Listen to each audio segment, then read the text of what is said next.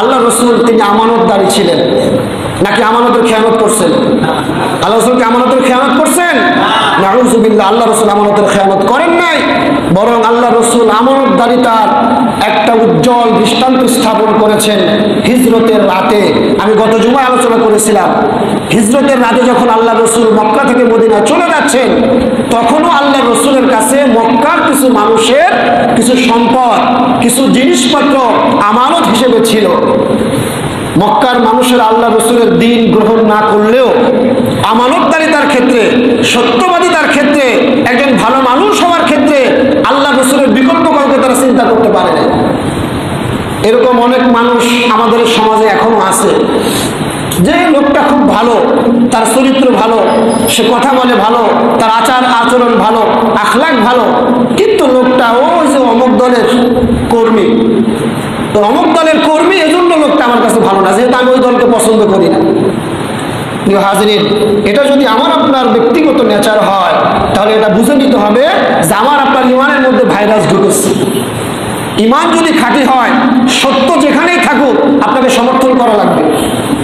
মিথ্যা যেখানেই থাকুক, সেটা যদি আমার আপনজন হয়, আমার নিজের বাবাও হয়, নিজের সন্তানও হয়, নিজের পরিজার টুকরা কেউ হয়, যদি মিথ্যা সেখানে থাকে, সে মিথ্যাকে আপনাকে বয়কট করতে হবে। আর সত্য যদি আপনার কোনো শত্রু যদি সত্যের পথে থাকে, তাহলে তার সত্যকে আপনাকে স্বীকার করে নিতে হবে। এটা ইমানের দাবি। আপনি ইমানের দাবি যদি করেন, এই বিষয়গুলো আপনাকে অবশ্যই মাথায় রাখতে হবে।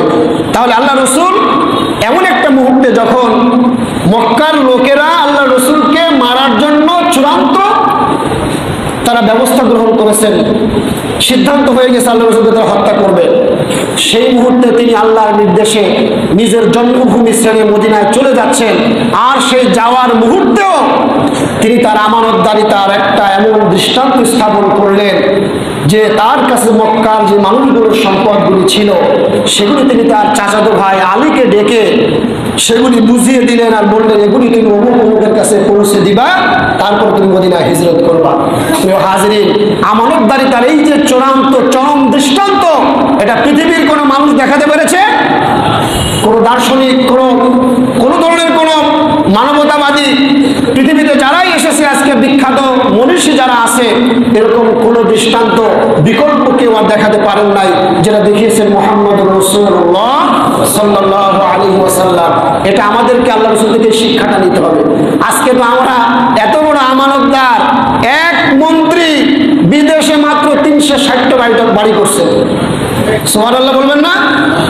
আমরা এমন মানুষদের কাছে আমানত রাখছি আমাদের দেশের সম্পদ, যারা আপনার আমার আমানতকে নিয়ে তারা নিজের আখেরকে পূরণ করেছে, নিজের ব্যক্তিগত লালসাকে পূরণ করেছে, দেশের সম্পদ বিদেশে পাচার করে বিদেশে তারা গাড়ি বাড়ি অট্টালিকা বেগম পাড়া সেকেন্ড হোম নামে তারা বিভিন্ন সাম্রাজ্য তারা গড়ে তুলেছে। এই আমানতদারিতা তারা আমাদেরকে দেখিয়েছে। আমরা তো আমাদের খাটের নিচে রাখি আমাদের জুতা, আর এই সমস্ত চোর বাটপার লুটেরা তাদের খাটের নিচে পাওয়া যায় ত্রাণের টিন, ত্রাণের চাল, ত্রাণের তেল, ঠিক কিনা?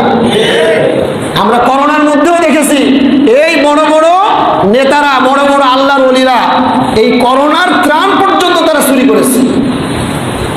তাহলে প্রিয় হাজিরিন, এই যে আমানতদারিতা, এই আমানতদারিতা রক্ষা করার জন্য ওই জায়গায় এমন মানুষ পাঠানো দরকার যারা আল্লাহওয়ালা, যারা মুত্তাকি, যাদের মধ্যে তাকওয়া আছে, যারা সত্যবাদী, যারা আমানত যারা রক্ষা করতে জানে, এই সমস্ত যোগ্যতা সম্পন্ন ব্যক্তিদেরকে ওই জায়গায় পাঠান, তাহলে আপনার কোনো একটা টাকাও তসরুফ হবে না ইনশাআল্লাহ। কিন্তু আমরা তো এই জায়গায় ভুল করি।